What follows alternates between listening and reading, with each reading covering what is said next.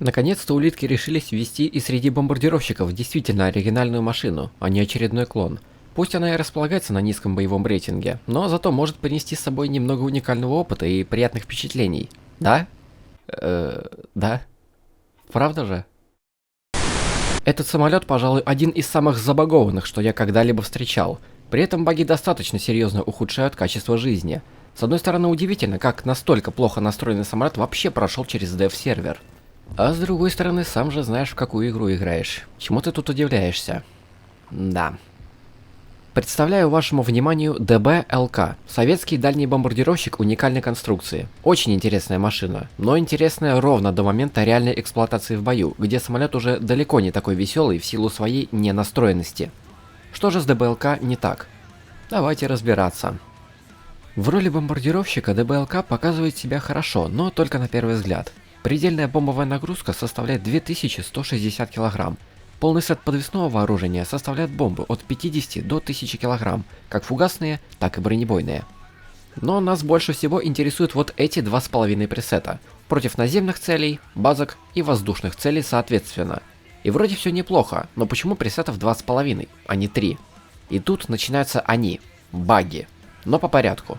В плане динамики и летных качеств ДБ-ЛК показывает себя промежуточной машиной, достаточно быстрой в сравнении с не самыми новыми самолетами конца 30-х годов, но уже не способная конкурировать с более новыми машинами начала 40-х годов, значительно уступая тем в скорости. Хотя среди бомбардировщиков ДБ-ЛК по-прежнему достаточно быстрый. Маневренность невысокая, но достаточная для уклонений от некритических атак и позволяющей играть от обороны. Однако огромный недостаток скрывается там, где его совсем не ожидаешь. В случае с динамикой самолета главную проблему таит в себе бомболюк, который в открытом состоянии натурально съедает у самолета до 200 км в час. Торможение настолько сильное, что при некоторых условиях ДБ-ЛК может пережить вертикальное пике с 5 км с открытым бомболюком. Эта особенность машины заставляет идти на большие жертвы, если применять бомбы, находящиеся во внутренней подвеске, коими являются все бомбы до 250 кг включительно. Особенно это касается совместных боев, но об этом потом. Компрессор к установке не рекомендуется ни в коем случае. Двигатели подвержены сильному нагреву, и прибавка к мощности от компрессора этого не стоит. К тому же базовая высотность двигателей позволяет удерживать мощность на почти всем диапазоне высот, где будут проходить бои. Поэтому лишний надув в двигателях будет именно что лишним. К тому же компрессор на ДБ-ЛК забагованный, и это первый случай на моей практике, где модуль – источник бага. Суть в том, что если на ДБ-ЛК установлен компрессор, регулировка шага винта перестает оказывать влияние на мощность и нагрев двигателя, что делает невозможной его тонкую настройку, кроме грубой работы радиаторами. Что характерно, баг перестает быть актуальным, если выйти на самолете в совместные бои вместо авиационных, или просто снять компрессор. Бронирование представлено двумя бронеспинками по 8,5 мм, защищающими двух пилотов с задней полусферы. Против мелкокалиберного вооружения такая броня неплохо спасает, но в подавляющем большинстве случаев причиной гибели в бою будет не смерть экипажа и даже не разрушение конструкции, а пожар. Несмотря на то, что двигатели оснащены системами пожаротушения, главной ахиллесовой пятой ДБ-ЛК являются его топливные баки. При минимальной заправке все 13 баков заполняются равномерно, суммарно на 360 кг топлива. Каждый отдельный бак заполняется совсем небольшим количеством топлива, однако нюанс в забагованности этих баков. Для возникновения пожара топливным бакам достаточно просто нанести урон. Проведя тест в полигоне, выяснилось, что все настолько плохо, что для пожара не требуется пули с зажигательным эффектом. Пара попаданий бронебойной или даже практической пули, и бак загорается. При этом пламя от пожара очень охотно перекидывается с одного бака на другой, делая любой пожар, если не смертельным, то критичным для ведения дальнейшего боя. А ты до сих пор жалуешься, как твой Б-17 рассыпается от пары попаданий. Такая особенность с топливными баками делает самолет хрустальным в худшем понимании этого слова, делая абсолютно любую атаку противника смертельно опасной. И наконец турельное вооружение. 4 одиночных ШКАСа и 1 спаренный. При этом из всех турелей только передняя спарка работает так, как должна работать. Все остальные турели сломаны, притом по-разному. 2 задних ШКАСа имеют сломанные углы обстрела. Из этих пулеметов нельзя стрелять строго вперед и строго назад, в секторе примерно 30 градусов. Все остальное входит в зону поражения. Плюс эти пулеметы всегда работают в паре друг с другом, что удобно во многих моментах. 2 центральных ШКАСа имеют адекватные углы обстрела, но их точка прицеливания не совпадает с прицелом игрока, из-за чего вести прицельную стрельбу из этих пулеметов невозможно, и они по сути висят мертвым грузом. К слову, лента для бронецелей куда эффективнее против самолетов, нежели универсальная.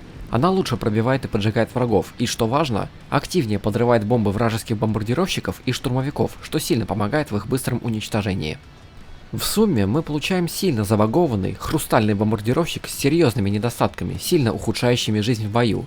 И даже опытный пилот может столкнуться с проблемами. Спасает нас только низкий боевой рейтинг и относительная неопытность игроков в наших боях.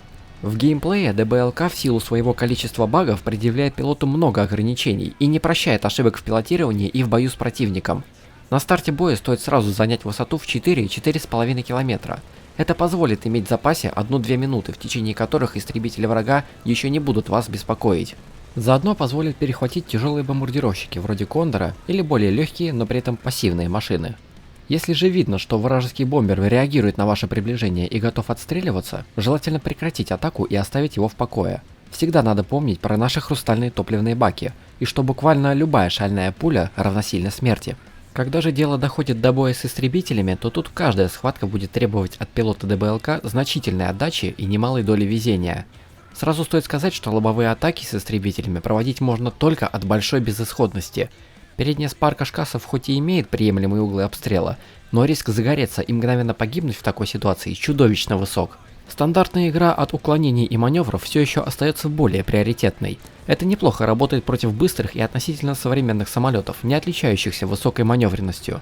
Особенно хорошо работает сброс тяги перед атакой противника и замедление сразу после схождения.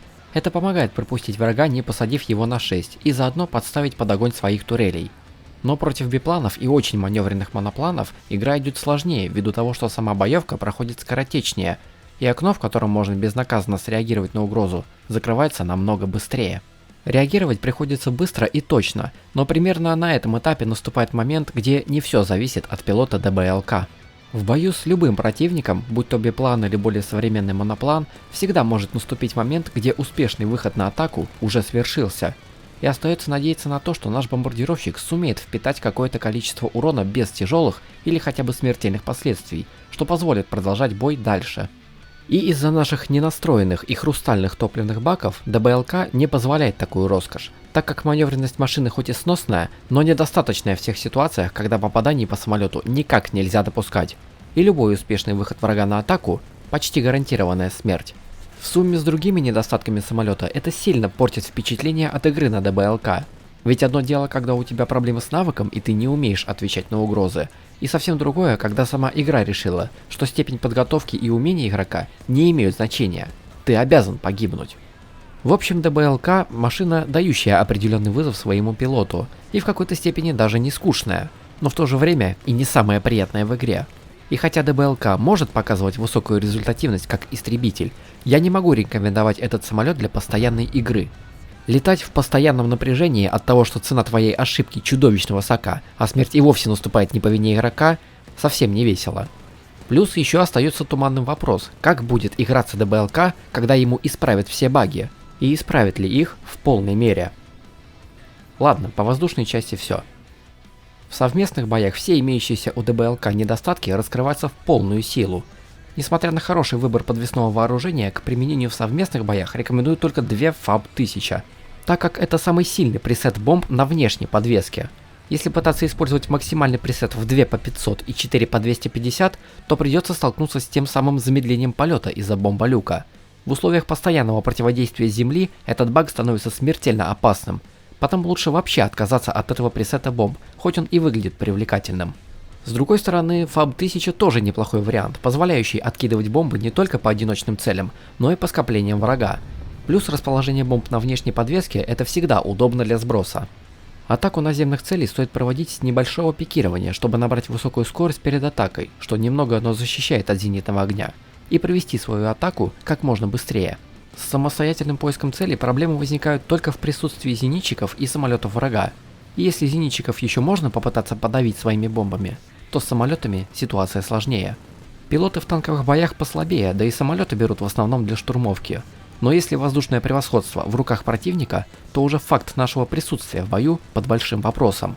Не имея значимых преимуществ перед истребителями, бой на ДБЛК всегда заведомо проигрышный. Даже если идти к полю боя напролом, игнорируя атаки истребителей, можно просто не долететь до танковой части карты, сгорев намного раньше. А зачищать для себя небо, имея бомбы на борту, Нет, ДБЛК так не умеет. Хотя без бомб на борту еще можно что-то изобразить. Но не стоит на полном серьезе возлагать на ДБЛК большие надежды. В заключение стоит сказать, что ДБЛК хоть и правда уникальная машина, что уже событие, но количество багов и плохая настройка машины портят абсолютно все. ДБЛК нельзя было выпускать таким сырым. Тем не менее, раз это прям, то стоит вопрос, брать или не брать. В этот раз вместо четкого ответа скажу, что ДБЛК хоть и небольшой, но все-таки прогрев на валюту. Улитка умеет продавать настолько забагованную и сырую технику, которую по-хорошему продавать в таком виде нельзя. Да и вообще свое мнение по поводу доната в игру я озвучил еще в предыдущем обзоре на Цин 6. Так что думайте сами. На этом все. Надеюсь, ролик был для вас полезным или хотя бы интересным. До встречи.